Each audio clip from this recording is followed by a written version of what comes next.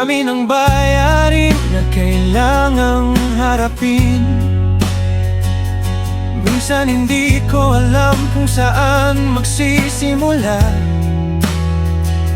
May mga tawag na ayaw ko nang sagutin, at isip ko'y puno ng pangamba. Sinubukan kong hanapan ng sariling paraan, pero lalo lang akong napagod at nanghina. Kaya ngayon, Panginoon, sa iyo ako lalapit, dahil alam kong ikaw ang aking pag-asa. Hindi ko man hawak ang sagot sa problema, pero hawak mo ang buhay ko. Kahit maliit ang aking pananampalataya, ikaw pa rin ang pagtitiwalaan ko. Di ako susuko, Panginoon, kahit baon ako sa utang ngayon. Ikaw ang aking sandalan, ikaw ang aking kalakasan. Hindi ako susuko, Panginoon, may pag-asa pa sa bawat araw.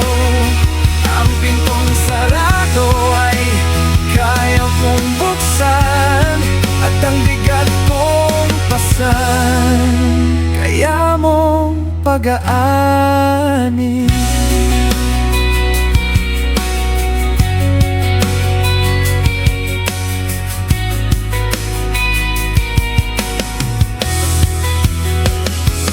May mga araw na gusto ko nang sumuko, dahil hindi ko makita ang solusyon.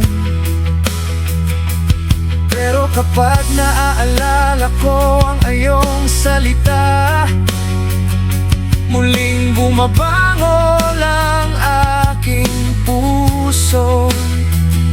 Hindi man agad mawala ang aking utang, hindi man dumating ngayon ang hinihintay, hindi ibig sabihin na pinabayaan mo ako. May panahon ka sa bawat panalangin ko. Turuan mo akong maging matiyaga, bigyan mo ako ng karunungan, tulungan mo akong ayusin ang aking buhay, at maging responsable sa bawat biyaya.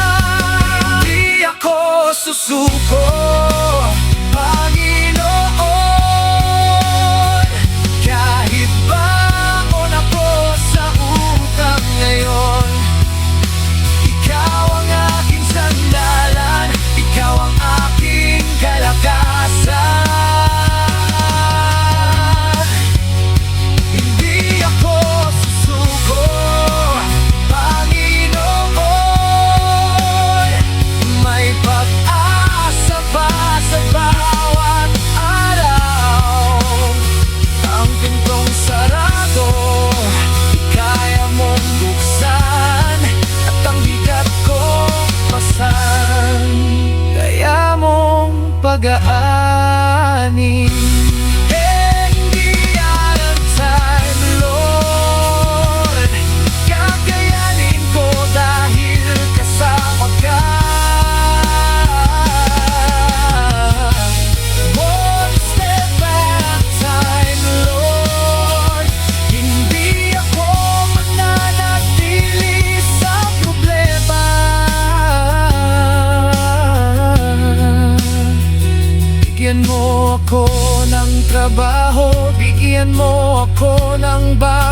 pagkakataon.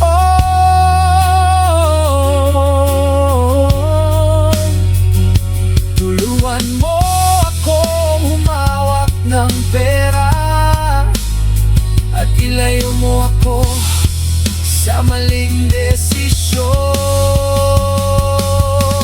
Hindi utang ang aking pagkatao, hindi problema ang aking pagkakakilanlan. Anak mo ako, Panginoon, at may pag-asa ang aking kinabukasan. Hindi ako susuko, Panginoon, kahit baon ako sa utang ngayon.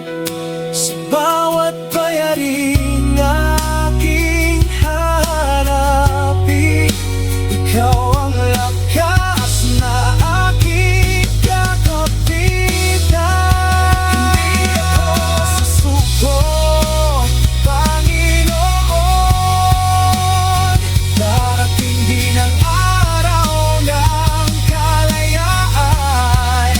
Sa tamang panahon, unti-unti mong gagawin, at sa lahat ng ito, ikaw ang pupurihin. Hindi ako susuko, hindi ako bibitaw, dahil kahit mabigat ang buhay, ang Diyos ko'y tapat hanggang wakas.